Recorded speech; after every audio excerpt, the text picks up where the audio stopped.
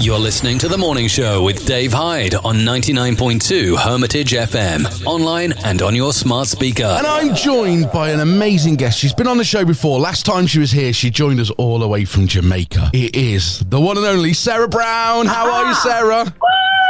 Dave, I'm really good. We'll give you the clap.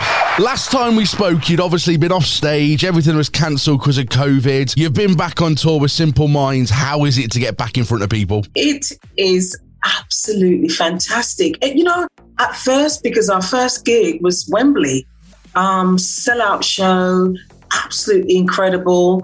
But, the emotions, my God, there was fear, there was doubt, there was just tears, there was laughter, very, very emotional for all of us, I think, just because some people lost family members. I was one of those that lost my sister during the pandemic. So, getting back on the road, doing what we do best and just enjoying that, it was fraught with difficult emotions, but since coming back out in the top of the year there, March, I'm now in Nuremberg. We've got 2 more days before we have 10 days off, and then we're back out again in Spain, Italy, France, and so on. But it's been amazing, David. It's been absolutely incredible. So I know you was over there supporting your mum in Jamaica at the time because she moved over to Jamaica. Yeah. Obviously, coming back to the UK, you did some UK tour and then you've gone out to Europe. It has been non-stop. It has. It's literally been... I drove from Bremen after our show last night. We had an amazing show in Bremen, packed house again, and just everybody going mad. Then we drove from Bremen to Nuremberg overnight. It was just crazy. I didn't get here until about 9 o'clock this morning. Oh, wow. And I've been in interviews since 10. So it's, and my interviews, it's a full-on day of interviews today, David. Full-on day. We've got to keep you awake. That's what we've got to do. Yeah, and you are as well. Do you know what? As long as we don't get any of these put in, I'm all right. I'll be prepared on that cursor key, just in case, that censor key. I love you. The nicest thing is you've got your brand new album out. So you're on tour with Simple Minds. Your album comes out, which is it is outstanding. Last time we was on, we spoke about the single from the album and the album was coming. I want to know, how does it feel to have it finally out? Sarah Brown Sings Mahalia Jackson. How does it feel to have this beautiful album, Sarah Brown Sings Mahalia Jackson? It has been, I've been pregnant with this for about 25 years. And it's been in my womb full of doubt, fear, anguish, and all those other negative stuff that comes along with fear, shame, worry that it's not going to work. And the imposter syndrome goes crazy in my head. And I've had to, throughout the process of this, I've really had to just look at the little girl in me and have a good word with her and just say, listen, get out. It's another chapter. I deserve to be here. I deserve to be in a place where I am in charge of my own destiny and not just improving other people's vehicle, but also improving my own vehicle. And so big talks with myself, putting my big lady knickers on and just having a big chat with me has helped me to fight through just the list of doubts, fears and negatives. I've fought through them and I've come out the other end, and I can truly, honestly say it's been fantastic. It was worrying at first because I'm a bit of a scaredy cat. But once I got singing in Abbey Road Studio and I made sure I surrounded myself with great musicians, Colin Good, Tom Wheatley, Luke Smith, and Jerome Brown on drums, absolutely phenomenal, great team. And we've made something that's very, very happy. That's all it is. It's a happy album to answer those questions from people over the years who have said to me, Sarah, who is your influence? What makes you do what you do? How is it that you've come to work with Quincy Jones, Simply Red, Simple Minds, Roxy Music, Pink Floyd? What is it that these people are calling you? You're not getting it through agency. These people are calling you. And there's a story attached to that, and we'll go into that maybe another time. But the answer to the question is the woman that influenced me, got me on my way, is Mahalia Jackson. And the other women were these women in church. I went to a Pentecostal church as a child. I was brought up in church, going to church during the week and on Sunday, very strict home. But I took from that experience the grooming of my voice, and these matriarchal figures been along with these men who were dressed in their three-piece suits, and these women were like the Audrey Hepburn. I think I said this to you before. Yeah. You know, they're a massive, massive part to my life, and they've contributed to my heart. So I give in love to whoever I've worked for. I never hold back. And I found that they've given back to me. Jim Kerr, Charlie Burchill, they're my family. We're on the road and they're constantly saying, Sarah, come on. Yes, we're going to come to your show. This is fantastic news, and they mean it. They mean it. We're all musicians together. You have such a powerful and a delightful voice. It is heavenly to listen to this album. I've got to be totally honest. When it landed in my inbox and it was like, it's out, I was like, oh yes, so excited. It went on, it got played. Because we'd spoken, you were so passionate about it when you was talking about the last single and then the album to follow. And obviously the background and how Mahalia sort of guided you through your career and where you sort of took your inspiration from. It was just magical to finally hear every track, and it makes sense the reason why you've picked the songs on there. Oh, wow. Love that. Love that. And each one of them, like you said, you went to Abbey Roads to record this. That is a magical place anyway, as we said before. But how good does this album sound? And it's got a place in history. Absolutely. It engineered and recorded by Hans Buff, Prince, the late Prince's engineer. And of course, in the Buckingham Palace of studios. So I had to pull it out of the box. I had to dig deep. I dig deep. And I had to just focus on me. What was I saying? Who am I talking to? What's the story that I'm giving you? And just let myself go, Dave. And that's exactly what I've done. And you've been performing some of these songs on stage with Simple Minds, haven't you? Yeah. Well, I've seen the videos on social media, see. Well, the thing is, this woman... One of the things that I do when I go into these very, very beautiful market towns, I'm very, very lucky. My job has afforded me a lovely lifestyle, and I don't take it for granted. And one of the things that I do like to do, like today I'm in Nuremberg, and right beside me, less than 10 yards away from my window, is a museum, and so I like to get out there and feed my soul, feed my head, feed my... One of the things that I used to do is go to a cathedral and sing a song, just to warm myself up, and then I put it up on my social media. Now, unbeknownst to me, I'm at a questions and answers for Simple Minds a couple of weeks ago, and this wonderful woman, still don't know her name, said, Sarah, I'd love to sing Amazing Grace with you. Before you go any further, I actually got that prepped. So how about I play what happened on stage, because it is absolutely fantastic. I'd already spotted it and I thought, do you know what? Because I follow you on social media and I thought this was absolutely amazing. Wow. So let me play it and then you can tell us further more about the story. Listen to this. This is amazing. This is Sarah Brown on a whim by request.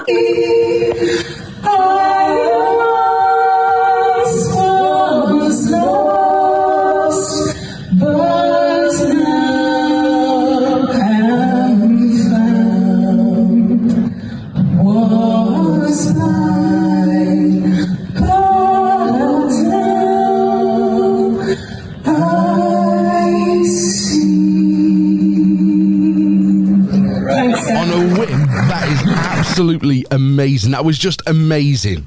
Oh my God, David. Oh my God. It was, listen, I tell you what, we were all shocked. She had the strength of a lion, the courage of a lion to do that, because I just wasn't expecting it. Jim wasn't expecting it. Charlie, none of us, Gordy, Jed, Sharice, we were just not, it came out of nowhere. And she came there determined she wanted to do that song with me because she saw me, and I was floored. I was absolutely floored. It's one of the songs on the album as well, which I've got to be honest, your voice is, again, just magical with it. So to have something like that come out of thin air, knowing it was on the album, just... Unbelievable. Trust me. I mean, what can I say? You couldn't you couldn't buy it. You couldn't make it up. Out of all the questions and answers, and we have been up and down throughout Europe doing these phenomenal shows and questions and answers, so many different questions, and we've been having a fantastic time. And this was just, it's up there in the top 3. What was it like going off stage after that as well? Knowing that it wasn't planned. You normally have your usual questions. You're going to get answered in questions. You get bored, same answers each time. But then to have that happen and then go off stage, what was the conversations like? Well, Jim was saying to me, "Well done, pal. You did really well there." Because I think they saw the shock in my face. I mean, I was completely shocked. This could have gone really, really badly. It could have been a major elephant in a china shop. It would have sounded a bit like this.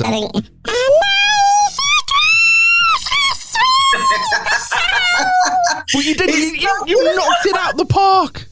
I'm telling you, she was. I wish I could address her the name, because I didn't have time to find out what her name was. We were going from that to something else and then on to the show. So I just didn't get time, but I did shake her hand. And if you're listening, well done to you. Absolutely fantastic. And is that sort of guided you and the guys as well to sort of say, well, actually, do you know what? You've got this music, you've got the voice, you've got our support as well. Have the crowds taken your music in as well and sort of realised that it comes from this God-earthly place, to be honest? It's amazing. I think they have. I think, often I've had a lucrative career. It goes back 35 years. And, I'd say that I've worked with a mixture of personalities and characters, all within this world of art. And some spirits are more prepared and willing to nurture. Others they're on their track and that's it, and just leave them alone. You're here to do what you do and you just get on with it. And I think I've been lucky. I've worked with both kinds. And, when I worked with Incognito, Bluey Monique he was a difficult man, but he would push me all the way. And that was a phenomenal band. We went to Montreux Jazz, North Sea Festival Jazz. We went to all the top jazz festivals, and I was exposed there, and Bluey pushed me at the front. And now... So obviously you've got yourself, you know how you perform, but you go on stage with someone who doesn't work sort of how you normally work. Totally. And this is my point. I'm a giving person, David, and I feel the gift that I've got is here to tell a story in song. And I'm always very imaginative, and I try to bring that to whatever stage or whatever studio that I'm in, whether it's Pink Floyd, whether it's Simply Red, whether it's Simple Minds, Stevie Wonder, Quincy Jones, whoever. I try to bring an element of that imagination to the stage. I am a chameleon, and I'm known for it. Today I turn up with an afro, tomorrow I turn up with no hair, and then the next day I turn up, I've got a plastic bag on my head. So, and then the next day I look like something from Peaky Blinders. But it's just who I am. So I try to be sensitive within my own madness to the artist's madness. And I try and bring a colour that I think they will appreciate. So... yeah, I would say that, going back to your former question, I think out of all the guys, Bluey Monique, Jim has been completely, from the start, Dave, when I told Jim that I was doing this and I needed a little bit of help, Jim basically said to me, Sarah, absolutely, let me help you here. Well, the comments that came out with your last single that Jim put out were outstanding. Like, I've never seen an artist push and say what they say. It shows there's a love there. It shows there's a compassion and an admirability for what you can do. Absolutely. I think it says a lot about Jim. When I first came to work for Simple Minds, Jim said to me, come out to Copenhagen and listen to the band and see how you feel and see if you can sing along with us. And I came out to Copenhagen, and I'm telling you, Dave, Mel Gaynor to my right and to my left, Jim Kerr, 2 big walls. And then in the center, Charlie Burchell, ringing out these amazing melodies and transient lines on his guitar. And then Jim Kerr bellowing like Goliath. You get this, when he bellows, you just think, whoa, it goes through you. And here I am thinking, I can't do this. What can I add? What can I add to these people? And I opened my mouth. Jim liked what he heard. He liked the color. And I've never looked back. And he has never allowed me to look back. He's constantly pushing the boundaries further and further apart and saying, Sarah, find yourself. Stand in who you are. And it makes no difference to how I support Jim and Simple Minds. I will always be part of Simple Minds. I will always be a family member of Simple Minds. This project that I'm doing here, Sarah Sings Mahalia Jackson, it's wonderful. It's a project, it's out there, it's an album, and I want to perform it. And Jim has already said he wants to be in the front row. So that's amazing. We are traveling together and we're a family together, we're artists on his stage. And he's a giant. He's a giant. Well, the thing is, the album, Sarah Brown Sings Mahalia Jackson, also has a new single. Yeah. Out a week or two back. Yeah. It's called Walk Over God's Heaven. Yes. It is lovely. Again, your voice just shines out, and we will play it at the end of the interview as well. Thank you. But is there anything in that song that you sort of really related to when recording it? Because it is, well, it's just magical, to be honest. The arrangement itself must have knocked you back a little bit. Well, yeah. You know what? When you don't stop and think too much, when you don't get into your head too much or at all, you can just keep walking. You can just keep going with the stream of creativity and the conviction that's coming from a lower place. It's coming from the gut, from where you feel the instinct, rather than up here where there's lots of questions. And this is the honest truth. When I was recording this, when I was rehearsing it, when I was explaining to the guys what I wanted, it was just coming out of me. Because they're great musicians, they really Colin Good, the piano player. It's really, he understood where I was coming from here. And he's an aficionado, if you like, on the 20s, 30s and 40s. He's a phenomenal piano player and he just loves that period. And he's a jazz player as well as a classical. So I was very lucky. I was extremely lucky. When I met Colin and I told him about this project, he then said, listen, Sarah, you need to listen to Ma Rainey and Bessie Smith. And when I listened to them, I realized this is the man I need to work with on this album. So, and when as soon as Colin started playing on this track, I was transported right back to Aylesbury, Buckinghamshire, in the wooden shack church that I grew up in. Seriously, I was there with those Rubenesque women, with the bass guitar, the electric guitar, the drums, everything, the tambourine, everything going mad.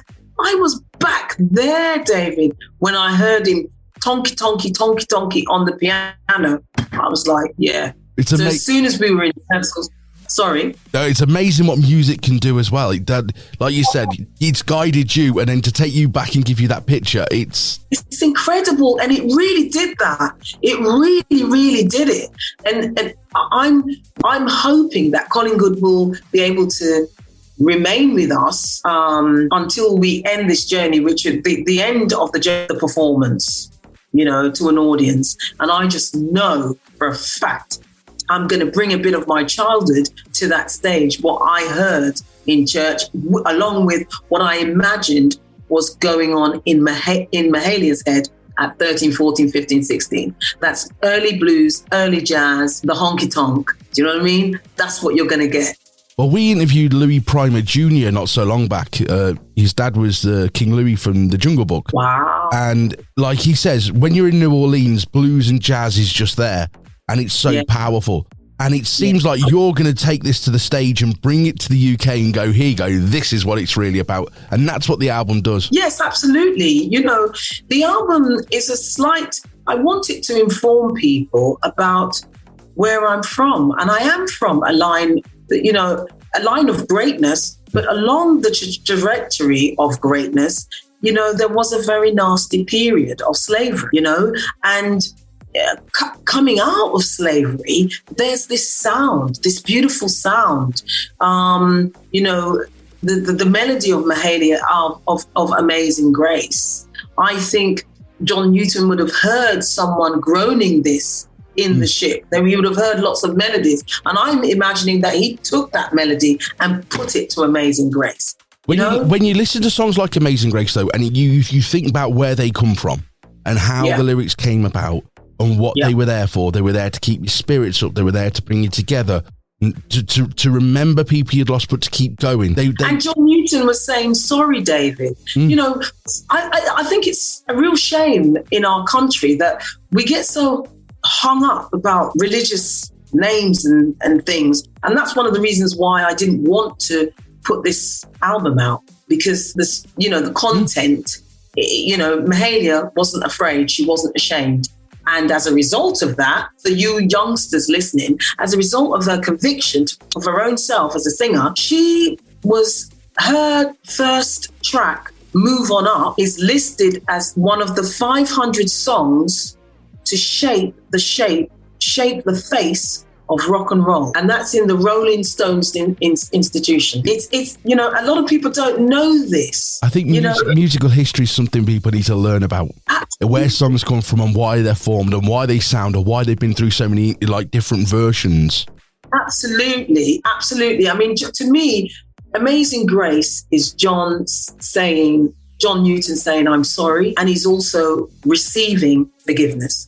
So he's receiving forgiveness and he's giving forgiveness to himself. He's forgiven himself and he's saying sorry to himself. And he's finding grace within himself to do the right thing. Definitely. And so he was an abolitionist. That's the word I wanted to come out of my mouth. He wanted to abolish it. He was active. He was an active part. He was playing an active role in slavery. Then the conviction came. And that's what Amazing Grace is about. It's blinking beautiful. It is. Don't get hung up with anything else. It's about that. Don't get complicated. It's a magical track no matter when you listen to it. But as I said, we've heard you do it with the lady on stage. It's on the album and it sounds absolutely amazing. That's Sarah Brown Sings Mahalia Jackson. The new single, Walk Over God's Heaven, which is absolutely amazing. That came out on May the 6th. Yeah, and I love it because it takes me right back to church. It takes me right back to being in church when I saw these older women dressed in their beautiful clothes, dancing in the aisles and spinning, and it was a James Brown moment. You know what I mean? It was that everyone was a James Brown, and it was just amazing. And you say you're going to get to perform this, which you know what? I could see you on the stage in the Albert Hall. The sound in there would be amazing. I tell you something, David. The sound in there would be incredible, and it is my intention to actually get the opportunity to perform this at the Royal Albert Hall, either part of a festival or but it is my intention. So watch out. Watch this space. I'll be there. I will be the first person getting tickets because I follow you and stalk you on social media to make sure there is a tour coming. I'm going to look you eyeball to eyeball and say, God, you were right. You're here. I'll be the one waving at you going, Sarah, it's me. You fell asleep on the radio to me. I'll fangirl out. And please tell me, the nerves must still be there, but you've got to be thinking, there's other ones that I want to do. No. There are other ones. This is the first part of a trilogy. There is another one I have mentioned in some of our interviews, but I've realised that somebody else, if I mention it too much, somebody else might beat me to it. Yeah. So I've got to shut my mouth. But it's going to be amazing. I think we leave it at there's going to be another one. Yes, there is definitely going to. And before the other one comes out, I'm hoping that your wonderful audience or someone in your wonderful audience or many of your wonderful audience will come and see the show. Watch out for me on www.sarahbrownofficial.com. That's my website, Dave, or Sarah Brown Vocal, Instagram or Facebook, and I will then put it up. Because right now, I'm not good at doing two things at once. I'm focusing on my family, Simple Minds. We're having a great time. It's just beautiful. And we're going to go into the summer singing and having a great time. So when that's done, I will then think about doing a show or two of the Mahalia Jackson, most definitely. And we can't wait. So everyone needs to get on your social media. To be honest, your Facebook is amazing. Oh. Your Instagram, everything. Just get a following Sarah because you'll get all the information. There's loads of stuff goes up. Great great backstage photos and all sorts of stuff. So, Sarah, thank you very much for joining me this morning. You are amazing. This album is amazing. Thank you, David, for having me. You're a bullet. You're a firebomb. We try. And we're going to go out playing Walk Over God's Heaven. So this is from the album Sarah Brown with Mahalia Jackson. Yes! You're listening to Hermitage FM, the heart of your community. And this is Dave Hyde.